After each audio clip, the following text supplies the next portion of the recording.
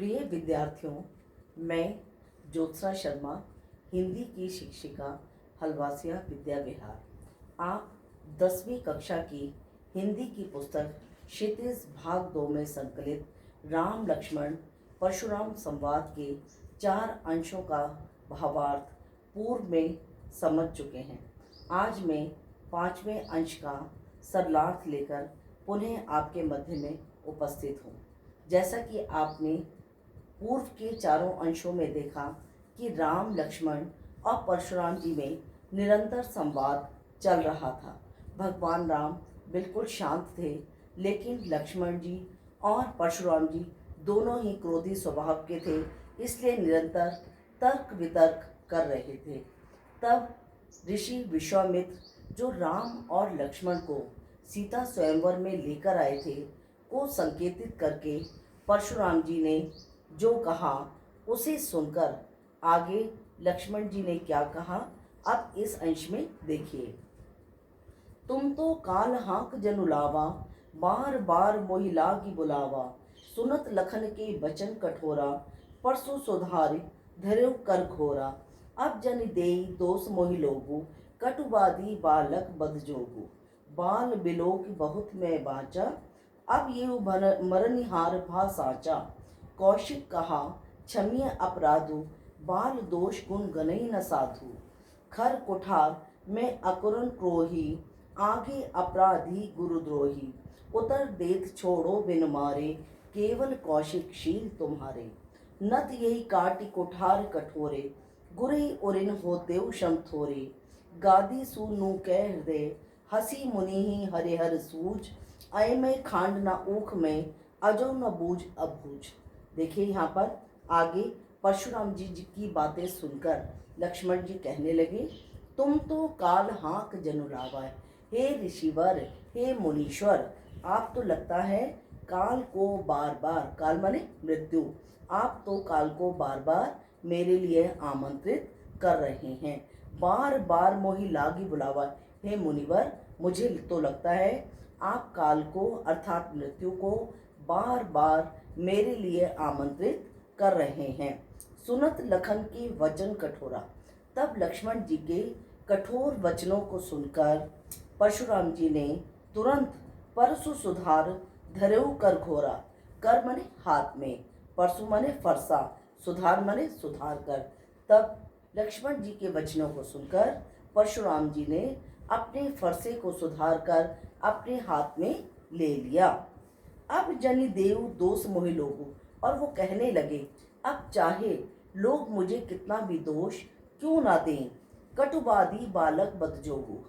कटुवादी, कटुवादी माने कड़वा बोलने वाला, यह कड़वा बोलने वाला बालक निश्चित रूप से मारा जाने योग्य है। बद जोगु माने मारा जाने योग्य। और परशुराम जी कहने लगे अब चाहे लोग मुझे कितना भी दोष क्यों ना दें, लेकिन ये कड़वा बोलने वाला बालक निश्चित रूप से मारा जाने योग्य है। बाल बिलोक बहुत मैं वाचा, और वो कहने लगे इसे बच्चा समझकर मैंने बहुत बचाने का प्रयास किया। अब ये हूँ मरनिहार भा साचा। साचा माने सत्य में, अब तो सत्य में ये स्वयं ही यहाँ मरने आ पहुंचा है। अब ये हूँ मरनिहार भा साचा, अब तो सत्य में स्वयं ही ये मरने आ पहुंचा है। कौशिक कहा क्षमीय अपराधु।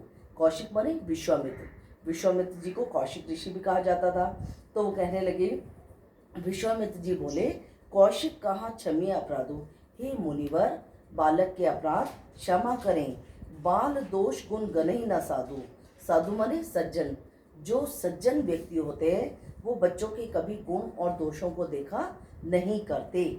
खर कुठार में अकुरन कोई, लेकिन तभी परशुराम जी बोले, उन्होंने खर कुठार में अकुरन कोई, मैं तो करुणा से रहित हूँ।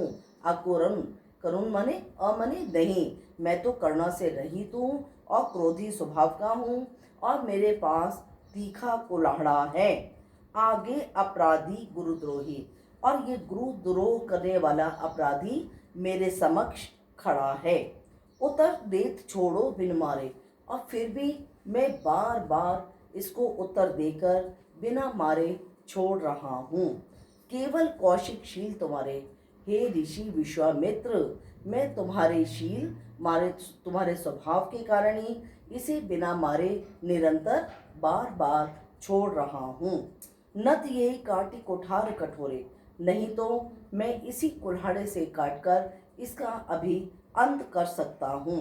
गुरी उरिन हो देव श्रम थोरे, और मैं इसे काटकर यही इसका अंत करके अपने गुरु के ऋण से मुक्त हो सकता हूँ। गादीसु नु कह हृदय हसी मुनि हरिहर सूझ। तभी गादीसु माने विश्वामित्र गादी के पुत्र थे, तो इसलिए उन्हें गादीसु भी कहा जाता था।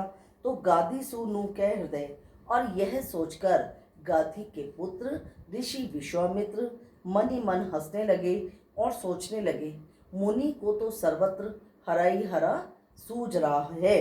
मुनि हरे हरे सूझ, मुनि को तो सर्वत्र हरा ही हरा सूझ रहा है। जिस प्रकार कोई व्यक्ति सावन में अंधा हो जाता है तो उसे चारों तरफ हरा ही हरा नजर आता है, तो उसी प्रकार वे मन ही मन सोचने लगे, मुनि को तो सर्वत्र हरा ही हरा सूझ रहा है। आय में खांड न ऊख में, अजऊ न बूझ अबूझ। और ये कोई साधारण खांड नहीं है, अर्थात जो खांड मुंह में रखते ही घुल जाए, ये ऐसी साधारण खांड नहीं है, बल्कि ये तो लोहे की खांड है।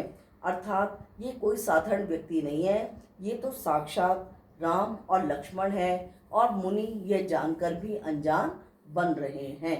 मुझे उम्मीद है आपको इस अंश का सरलार्थ समझ आया होगा। अब हम अंतिम छठे अंश का सरलार्थ लेकर मैं कल पुनः आपके पास आऊँगी।